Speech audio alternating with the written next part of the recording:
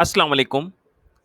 आज हम physics grade 9th unit number 6 के एक्सरसाइज मल्टीपल चॉइस क्वेश्चंस को हल करेंगे और देखेंगे कि एग्जाम में अगर आपको एमसीक्यूज आते हैं तो आपने इस पोर्शन को किस टेक्निक से सॉल्व करना है। तो बिना किसी तातुल के वीडियो का आगाज करते हैं।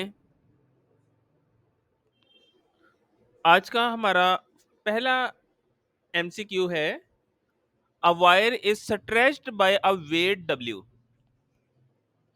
If the diameter of the wire is reduced to half of its previous value, the extension will become, option A है one half, B double, C one fourth, D four times. तो याद रखिएगा, जब भी किसी भी चीज को एक्सटेंड किया जाता है तो उसकी जो है डाया वो रिड्यूस होता है। तो इसको हल करने के लिए अब हम बढ़ेंगे नेक्स्ट स्लाइड पर। जैसा कि आप पढ़ चुके हैं कि एक्सटेंशन कैलकुलेट करने के लिए जो फार्मूला है वो है, एक्सटेंशन इक्वल है del L D R D dash whole का स्केयर। यहाँ डेल एल जो है ये चेंज इन लेंथ को जाहिर कर रहा है। जब भी आप उस पर वेट अप्लाई करेंगे वायर पर तो उसकी लेंथ में जो तब्दीली आएगी उसे डेल एल से जाहिर किया गया है। डी डैश जो है ये डायामीटर में जो चेंज है उसको जाहिर करता है, जो कि बताया गया है कि डायामीटर जो है वो प्रीवियस वैल्यू का हाफ हो गया।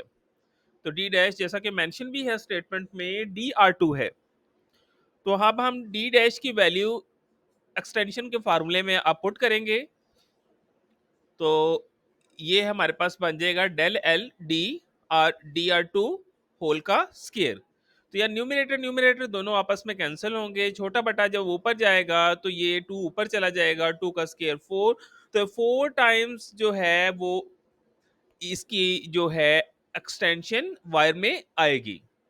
तो करेक्ट ऑप्शन है option D, increases four times. तो ये फोर्थ जो हमारे पास ऑप्शन है जो कि ग्रीन कलर से जाहिर किया गया है, ये हमारे पास पहले क्वेश्चन का आंसर है। सेकंड न्यूमेरिकल है, four wires of the same material are stretched by the same load, their dimensions are given below, which of them will elongate most. Option A है length 1 metre, diameter 1 millimetre. Second B option है length 2 metre, diameter 2 millimetre. C option है length 3 metre, diameter 3 millimetre. Fourth है length 4 metre, diameter 0.5 millimetre. तो यहाँ याद रखिएगा कि जिस वायर का डायामीटर कम होगा उसमें सबसे ज्यादा इलांगेशन प्रोड्यूस होगी। तो ये हमारे पास फोर्थ ऑप्शन करेक्ट ऑप्शन है, जिसमें डायामीटर 0.5 मिलीमीटर है और लेंथ 4 मीटर है। तो इसके लिए आप फार्मूला भी यूज कर सकते हैं, इलांगेशन प्रोपोर्शनल है एल आर डी स्केयर की। तो ये एल आर डी स्केयर वाला फैक्टर जिस भी केस में सबसे ज्यादा आएगा उसमें इलांगेशन भी उतनी ही ज्यादा प्रोड्यूस होगी। क्लियर। थर्ड हमारे पास क्वेश्चन है, two metal plates of area 2 and 3 square meters are placed in a liquid at the same height. The ratio of pressure on the two plates is, तो याद रखिएगा कि जब डेप्थ सेम हो तो प्रेशर भी इस केस में सेम होगा। तो दोनों मेटल प्लेट्स पे सेम प्रेशर लग रहा होगा। तो इस केस में करेक्ट ऑप्शन है ऑप्शन ए 1:1। कैटेगोरिकली अगर इसके बारे में हम बात करें तो प्रेशर डिपेंड करता है रो जी एच पर। तो रो डेंसिटी, जी ग्रेविटी और एच हाइट, जो कि दोनों केसेस में उसने बताया सेम है, तो प्रेशर भी यहाँ सेम होगा 1:1। क्लियर। फोर्थ हमारे पास एमसीक्यू है, the pressure at any point in a liquid is proportional to density of the liquid, depth of the point below the surface of the liquid, acceleration due to gravity, all of the above. तो correct option है option D, all of the above. जैसा कि अभी हमने discuss किया कि pressure depend करता है डेंसिटी पर, ग्रेविटी पर और डेप्थ ऑफ द लिक्विड पर। तो करेक्ट ऑप्शन है ऑप्शन डी।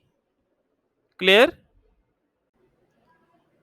एमसीक्यू फिफ्थ है, pressure applied to an enclosed fluid is a increased and applied to every part of the fluid, b diminished and transmitted to the walls of the container, c increased in proportional to the mass of the fluid and then transmitted to each part of the fluid, d transmitted unchanged to every proportion of the liquid containing vessels।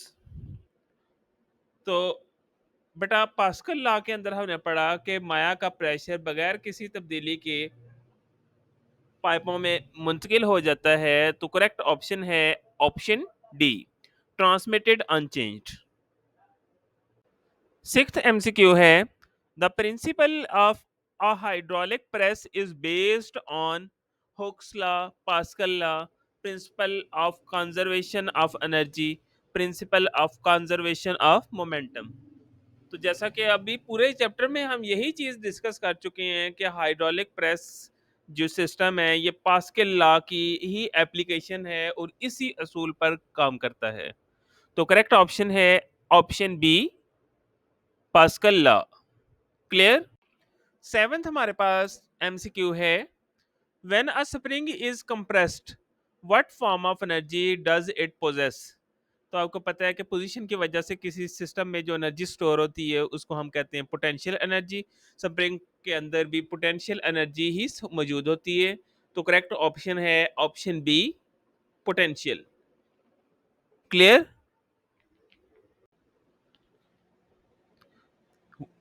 MCQ 8 है, what is the force exerted by the atmosphere on a rectangular block surface of length 50 centimeter and breadth 40 centimeter? Atmospheric pressure यहाँ given है, the atmospheric pressure is 100 kilo pascal.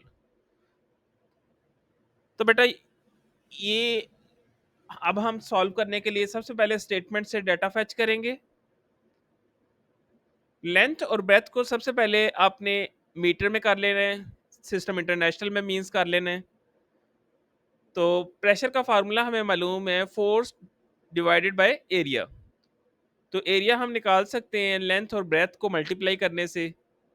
ऐसे unit में convert करने के बाद 50 centimetre बनेगा 0.5 metre, multiply breath है 40 जो कि बनती है 0.4 मीटर।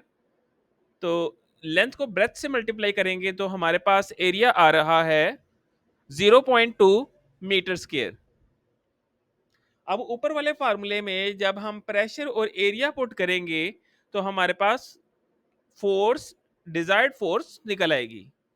तो प्रेशर है 100 किलो पास्कल का, एरिया है 0.2 मीटर स्क्वायर, तो ये हमारे पास फोर्स बनती है 20 किलो न्यूटन की।